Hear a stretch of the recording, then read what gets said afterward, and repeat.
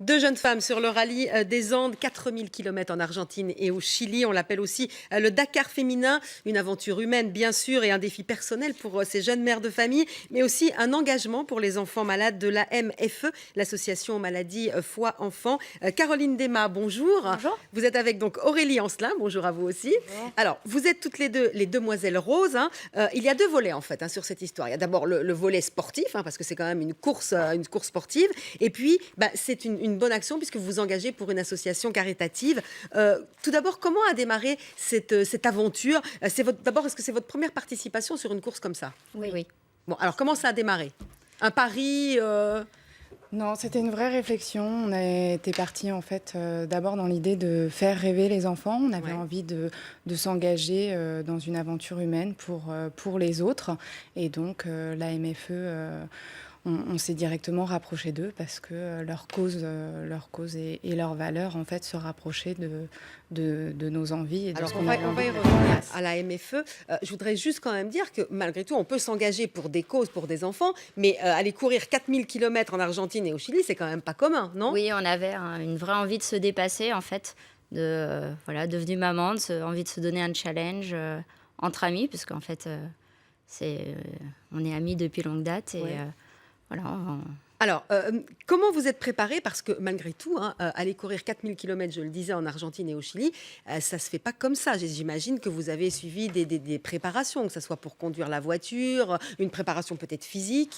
En préparation physique, oui, on s'est toutes les deux mises au sport de façon plus régulière, du moins. Et on a fait des formations mécaniques et pilotage. Ouais. On a fait un stage de conduite sur sable, parce que c'est vraiment complètement différent de ce qu'on peut conduire au quotidien. J'imagine. Et on a fait aussi un stage tout-terrain, avec aussi l'apprentissage mécanique pour pouvoir se dépanner, changer une roue, etc., etc. Donc des vraies appréhensions par rapport aux demandes de franchissement qu'on nous demandait faire, mais ça nous permet de partir rassurés et confiantes. Et cette formation, elle était nécessaire pour toutes les deux. Parce que ça a aussi renforcé notre complicité. Ça permet de savoir si l'une et l'autre est meilleure ou du moins plus confiante sur tel support, tel axe, etc. Donc déjà une aventure avant de partir. Combien de temps de préparation? On a fait, au total, ça fait 8 mois qu'on travaille sur le projet. Et puis après, Alors, comment ça se passe? C'est un rallye? Est-ce que c'est une course de vitesse, d'orientation? Expliquez-nous. Non, c'est vraiment une course d'orientation. On appelle ça le Dakar féminin, parce que ça reprend les rouages du Dakar au masculin. Ouais. Vraiment, c'est de l'orientation. On a une boussole, une carte. Le but, c'est de relier l'étape en moins de kilomètres possible. D'accord. Donc de la stratégie. De prendre le chemin le plus court. Oui. Donc il ne s'agit pas de se perdre. Vous avez un bon sens de l'orientation toutes les deux? on a travaillé la navigation aussi. Ah voilà, ça j'imagine qu'il fallait le faire aussi.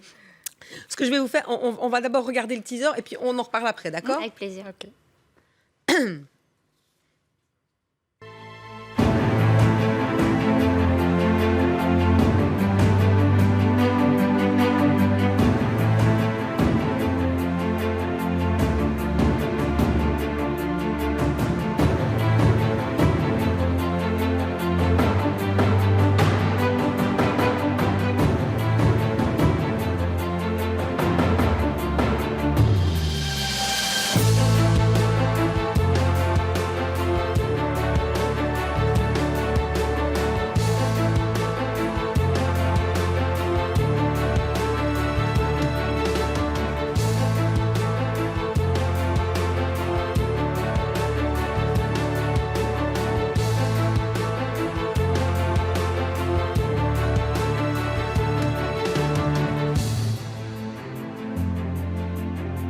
Combien de temps vous partez? Au total, 18 jours. 18 jours, d'accord. Et le départ, c'est quand? Le 11 Le avril. 10. Enfin, le 10 avril, on prend l'avion. Ouais. D'accord. C'est le genre de compétition, vous le disiez, il fallait bien se connaître. Quand on est en équipage comme ça, c'est important qu'on soit amis depuis longtemps, justement, pour faire 4000 km ensemble. Il faut se faire confiance déjà, puis c'est une réelle aventure avant de partir, parce que c'est vrai qu'il faut la mettre en place. Ouais. Donc il faut quand même une bonne complicité.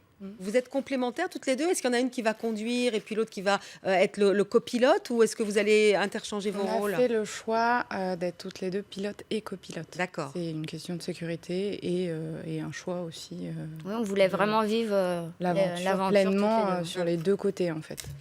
Vous êtes toutes les deux des jeunes mamans. Est-ce que vous avez été soutenues par vos familles dans ce projet un peu fou, il faut bien le dire? Ah bah oui, mais sans eux, l'aventure, elle n'est pas possible. Non. Parce qu'il faut gérer sa vie professionnelle, sa vie personnelle et familiale. Donc, Et le projet en plus. Ouais. Non, ils sont piliers. Comment vous avez été financée? Essentiellement par des sponsors, par des entreprises engagées. Donc c'est une vraie démarche qu'on a fait toutes les deux. Ouais. Et aujourd'hui, c'est une aventure qui est portée par 26 partenaires, 26 sociétés, dont 2 sponsors officiels qui sont Diagamter et Maison et Services. Et on sera à leur couleur sur l'aventure. Alors, vous dites que vous vous engagez également, et c'est important, pour Ouais. faire rêver les enfants malades de la MFE. Qu'est-ce que ça veut dire, faire rêver les enfants malades? C'est leur apporter de la joie, pousser les murs des hôpitaux pour faire rentrer la vie à travers cette aventure en Argentine. C'est soutenir les équipes médicales aussi en leur apportant un peu de légèreté à travers ce projet. Un support aussi. Ouais, et surtout, on a cette aventure qui va être connectée avec différents hôpitaux de France, dont le CHU Bicêtre, où en fait on va faire des capsules vidéo. Ils vont recevoir les capsules vidéo. Notre équipe de production en fait va recevoir les capsules vidéo, seront retransmises en fait dans les hôpitaux ou à la maison de l'enfant, ils pourront les visualiser. Donc on sera vraiment la voiture des enfants. D'accord. Et ils pourront communiquer avec vous? Oui, en fait, le projet qu'on a vu avec le service service pédiatrique hépato du CHU de Bicêtre, c'était vraiment de faire l'aventure connectée. Donc les enfants vont nous poser des questions et on va pouvoir leur répondre de la même manière en vidéo. Ils vont aussi nous lancer des défis qu'on va devoir justement leur envoyer également par vidéo. Les équipes éducatives ont mis en place justement de leur faire une initiation à l'orientation en allant se balader un petit peu dans tous les services de l'hôpital. Ils ont prévu une veillée parce qu'en fait, pendant la compétition, on a 2 jours d'autonomie où on est en tente, etc. Et les enfants vont vivre ça également à la maison de l'enfant avec lampe torche, essayer de se diriger. Là, l'objectif, c'était d'aller chercher la clé USB sur laquelle sera la réponse à la question de la veille. Donc, c'est une vraie aventure qu'on vit avec eux. Alors, pourquoi avoir choisi cette association, la MFE, plutôt qu'une autre? Alors, c'est une association qui nous parlait, qui était très dynamique. On était sensible à leur engagement aussi. Ils ont des actions très concrètes, tant psychologiques, financières et axées sur la recherche. Ouais. Et on était sensible à leurs chiffres aussi. Parce que cette association, elle a été créée en 2009. Elle est représentée par 600 familles. Ça représente à peu près 40 maladies rares. Pour la plupart, la seule issue pour sauver ces enfants, c'est la greffe. Et aujourd'hui, ça représente 1 enfant par jour en France. Et 50% des enfants greffés en France sont liés à des greffes hépatiques.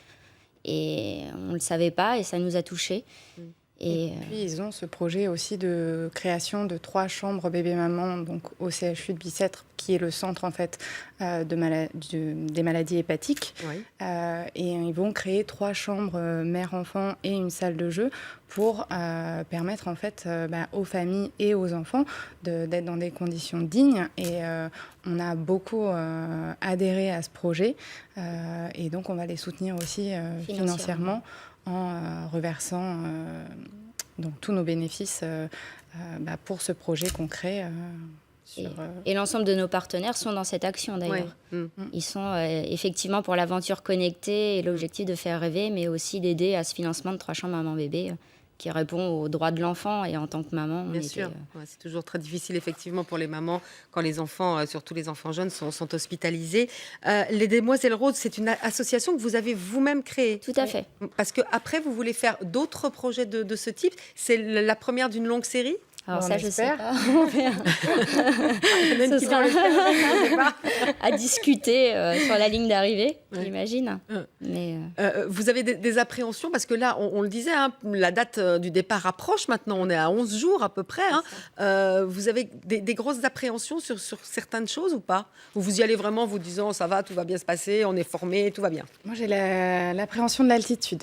On monte haut en altitude Ouais. et c'est vrai qu'on n'est pas à l'abri, personne n'est à l'abri de souffrir de l'altitude. Donc ça, pour moi, ce serait difficile à gérer d'avoir cette souffrance-là. Mais- Caroline? Non, moi j'espère qu'on va aller au bout. En tout cas, j'ai confiance en notre duo. On est complémentaires et assez déterminés. Donc l'objectif, c'est de passer la ligne. Et de toute façon, on emmène le courage des enfants avec nous. Donc non, j'ai pas trop... ils seront là pour nous. Vous partez pour gagner ou vous participez puis vous vous dites bon bah c'est très bien si on passe la ligne d'arrivée ou vraiment vous êtes remonté à bloc en vous disant on va gagner cette course? On n'y va pas pour gagner, enfin un petit peu, mais dans l'objectif, je sais pas, si on pouvait être dans le top 10, ce serait super. Vous connaissez les autres concurrentes? Non. Vous savez pas quel profil à peu près si vous êtes les seuls à être parce que là vous êtes de vraies amatrices là. Tout à fait, tout à fait. Je pense qu'il y en a d'autres qui sont comme nous. Après, chacun ses motivations, mais je sais qu'il y a aussi pro et semi-pro, donc forcément, voilà, le classement se fera. Mais nous, notre objectif, c'est de passer la ligne d'arrivée et de faire un succès de cette aventure connectée, en tout cas. Et c'est aussi un moyen pour sensibiliser enfin, la population et puis les médias aussi à cette cause pour les enfants malades du foie, j'imagine. Oui, oui, tout à fait. Oui. Et puis aussi à leurs conditions d'hospitalisation.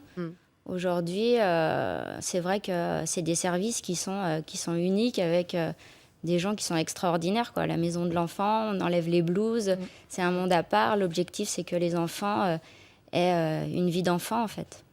Et En fait, ils vivent comme s'ils n'étaient pas au milieu des quatre murs de l'hôpital. Ouais. Donc, c'est des équipes hyper courageuses et qui font de belles choses. Donc, on a envie de les soutenir et de mettre en avant leur travail.